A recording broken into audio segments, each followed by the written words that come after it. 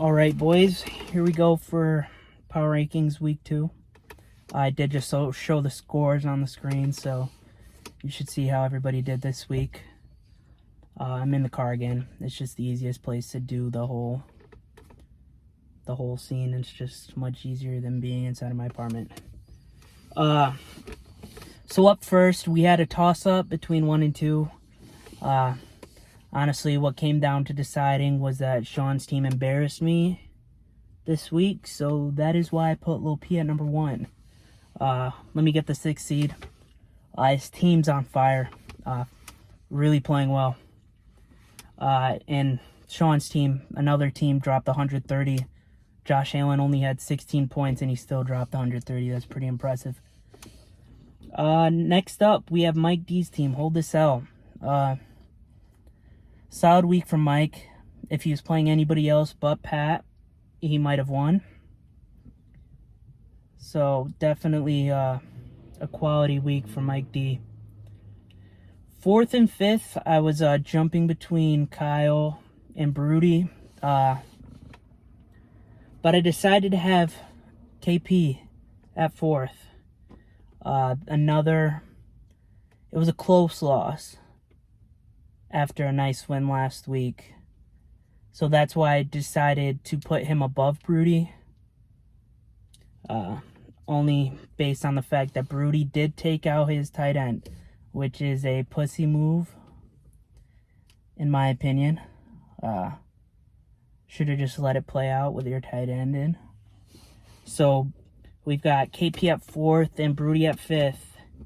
And 6th is, it's my team. Terrible week.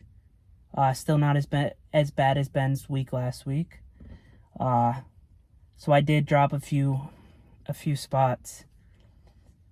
Hopefully something goes well. At 7th, we have the Espada, another person who has dropped in the rankings.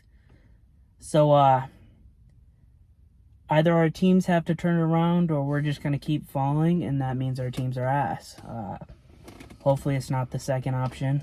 That'd be shitty. And at number 8, we have Jake Perry's team.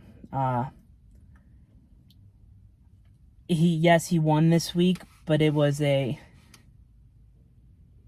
less than impressive win. 90 points isn't really something to brag about. I did get him into the win column, though, so there is that bonus. And at 9th, we have the player who talks the most shit, though their team barely broke 100. Ben's team is in 9th. In my opinion, his team's not bad. No, he has great players on the bench, but if they aren't in the game, then it doesn't matter. Bench players don't attribute to your total score. So that's why I have Ben at 9th. Definitely a jump up from last week. And if he has another good week like this, he could jump up even higher. Who knows? And at 10th, we have Trevor Edes, same position as last week.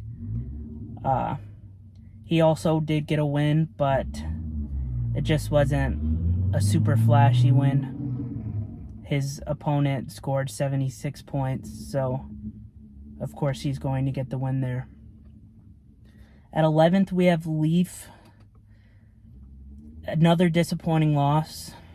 Can't win many games, scoring 87.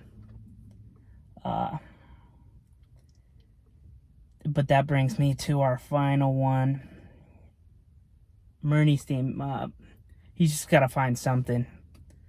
I mean, yes, opponent scored 100, but he only scored 80, which loses to every other team except for one.